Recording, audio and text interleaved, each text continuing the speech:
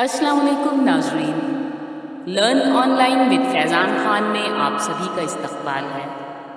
ہمارے خصوصی اسپیکر ہیں مولانا مصطفیٰ مدنی صاحب، جن کی بصیرت افروز تقریر سے سوچنے اور سمجھنے کے ساتھ عمل کی توفیق ہوتی ہے، دل کی دنیا بدلتی ہے، حب الوطنی اور ایثار و اخلاق کے جذبات فروغ پاتے ہیں۔ آپ بھی سنیے اور اپنے اندر انقلابی تبدیلیاں محسوس کیجیے۔ بسم اللہ الرحمن الرحیم۔ ناظرین کرام، السلام علیکم ورحمۃ اللہ وبرکاتہ۔ ابھی ہم جن مہینوں سے گزر رہے ہیں یہ ایسے مہینے ہیں جنہیں اشہر حرم کہا جاتا ہے، حرمت والے مہینے۔ 4 مہینے 12 مہینوں میں ایسے ہیں جنہیں بڑا احترام حاصل ہے، بڑا تقدس حاصل ہے، اور یہ 4 مہینے 3 ان میں سے لگاتار ہیں اور 1 مہینہ ہے جو الگ ہے۔ رجب کا مہینہ جو پہلے گزر چکا ہے، ذیقعد ہے، ذی الحج ہے، اور محرم کا مہینہ۔ یہ جو 4 مہینے ہیں یہ چاروں کے چاروں اشہر حرم، حرمت کے جو مہینے ہیں، اس میں دراصل اسلام نے ان بعض انسانی حدود کو متعین کیا ہے۔ عرب جس کی پاسداری اپنے طور پر کیا کرتے تھے اور اچھی چیزیں تھیں، لیکن شریعت اسلامیہ میں وہ اللہ کا ایک حکم بن گیا ہے۔ وہ کیا ہے؟ اللہ تبارک و تعالیٰ نے ان 4 مہینوں میں جنگ کی ابتدا کرنے کو حرام قرار دیا۔ بنیادی طور پر جنگ اور امن یہ انسان کے اپنے حالات پر ڈیپینڈ ہوتا ہے، لیکن اللہ تبارک تعالیٰ نے 12 مہینوں میں سے 4 مہینے کو کلی طور پر منع کر دیا کہ ان 4 مہینوں میں کسی قسم کی جنگ کی جائے، گویا کہ یہ ایسے مہینے ہوں گے جو پیس کے مہینے ہوں گے، امن کے مہینے ہوں گے، اور بھی دیگر احکامات ان مہینوں کے لیے اللہ تبارک تعالیٰ نے رکھے۔ عرب بھی اس کی پابندی کرتے تھے اپنی طبیعت، اپنے مزاج اور اپنی فطرت کی بنیاد پر، لیکن صرف وہ یہ کرتے تھے کہ اگر انہیں ماہ ذیقعدہ میں جنگ اور لڑائی کرنی ہے، لوٹ پاٹ کرنی ہے، کسی پر حملہ کرنا ہے، تو وہ اس 4 مہینے کو دوسرے حصے میں کر دیتے تھے، یا کسی ایک مہینے کو دوسرے مہینے میں ملا دیتے تھے، یا کسی سال بیک وقت 2 مہینے ایک ساتھ، مثلا شوال اور ذیقعد انہوں نے حرمت کے مہینے قرار دے دیے اور بقیہ انہوں نے آزادی لے لی۔ یہ ان کا ایک منمانی انداز تھا جسے اللہ تعالیٰ نے منع کیا اور فرمایا کہ دیکھو اللہ کی طرف سے 12 مہینے ہیں، 12 مہینوں میں سے 4 مہینے حرمت کے مہینے ہیں، ان حرمت میں اللہ کے حدود کا خیال کرو۔ اس سے اندازہ ہوتا ہے کہ اسلامی تعلیمات میں اور اللہ تعالیٰ کے اس آخری دین میں انسانی سماج کو پرامن رکھنے کی کتنی کوششیں کی گئی، انسانی زندگی کو امن و اطمینان سے گزارنے کا عادی بنانے کے لیے کس کس طرح کے احکامات دیے گئے، انسان کو پرامن رہنے کے لیے کیا انداز ہے اسلامی تعلیمات کا کہ اس کے ذہن میں بٹھایا گیا کہ اللہ تعالیٰ نے جو 12 مہینے بنائے ہیں، ان 12 مہینوں میں 4 مہینے ایسے ہیں جو بڑے مقدس ہیں، بڑے محترم مہینے ہیں اور بڑے ہی امن اور سکون کے مہینے۔ ہمیں اور آپ کو بھی اس اللہ کے نظام کو سمجھنا چاہیے، اس کی حکمت سمجھنی چاہیے، اس کی مصلحت سمجھنی چاہیے، اور قرآن مجید میں ہمیں پڑھنا چاہیے کہ اللہ تعالیٰ نے کس طرح فرمایا کہ دیکھو اللہ کے نزدیک 12 مہینے ہیں اور انہی میں سے 4 مہینے حرمت کے مہینے ہیں۔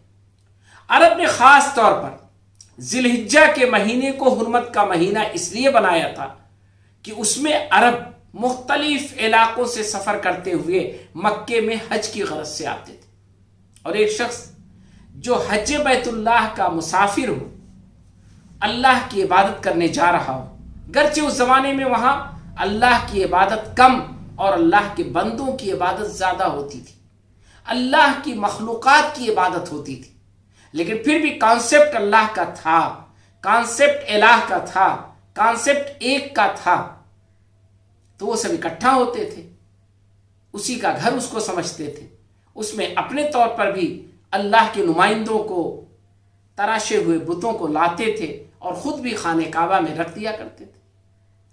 तो ये जो सफ़र के महीने होते थे वो बड़े अहम माने जाते थे। कबायली ज़िंदगी में, गैर मुनज़्ज़म शहरी ज़िंदगी में और रास्तों के ख़तरात की वजह से अशहुर हुरुम में सफ़र करने में बड़ी आसानी होती थी।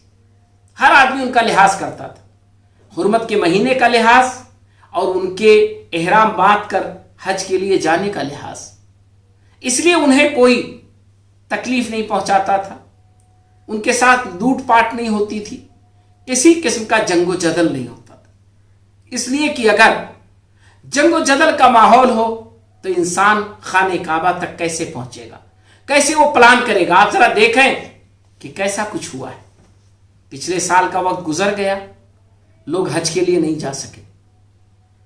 कोविड-19 का ज़माना है, फ्लाइटें बंद हैं, बीमारी वबा की शक्ल है। इस वजह से पिछले साल बाहर से आने वालों को सऊदी ने इजाज़त नहीं दी, इन साल भी इजाज़त नहीं। जब हालात पुरअमन ना हों तो इबादत का करना भी नामुमकिन होता है, खुसूसन इज्तिमाई इबादत। तो अरबों ने इस ज़रूरत के तहत 4 महीने को मुहतरम महीना बना रखा था।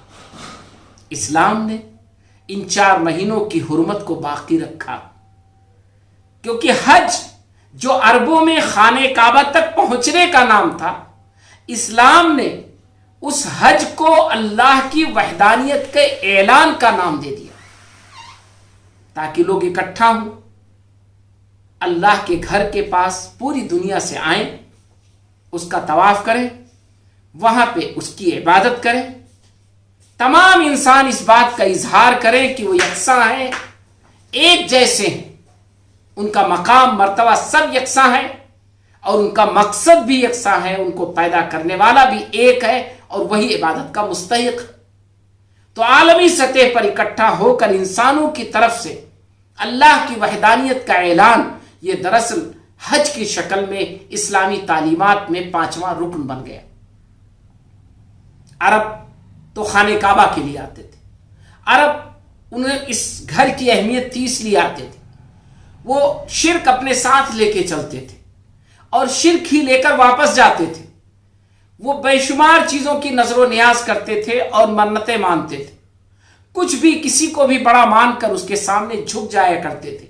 लेकिन आते थे वो इस घर के पास, आते थे इस महीने में, जिलहिज्जा के महीने में, और आते थे इसीलिए उन्हें अमन व सुकून चाहिए था, माहौल में सुकून चाहिए था। और आपस में ये अगर ऐलान हो गया कि ये हुर्मत का महीना है तो हर किसी का हरम तक आना बड़ा आसान था। यही वजह कि वो इत्मीनान के साथ सफ़र करते, आते, और वापसी में चूंकि वक्त लगता तो ऐसी सूरत में आगे भी उन्हें मौका मिलता कि वो हुर्मत के महीने में अपने घर तक हिफाजत के साथ, पूरे इत्मीनान के साथ और महफूज तरीके पर वापस चले जाए।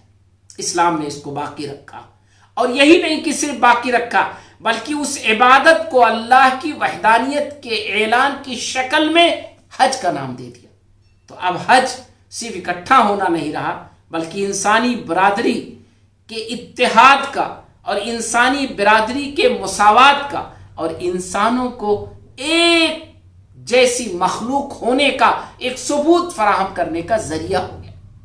कोई भी हो वो एहराम में होगा, 2 सफ़ेद चादरों में होगा, करना वही होगा जो दूसरे को करना है, खाने काबा का तवाफ करेगा, सब करेंगे, और मिना, सफ़ा, मरवा और अरफा, इन सब जगहों पर क़याम करेगा। ये तमाम इंसान करेंगे, कुछ भी हो।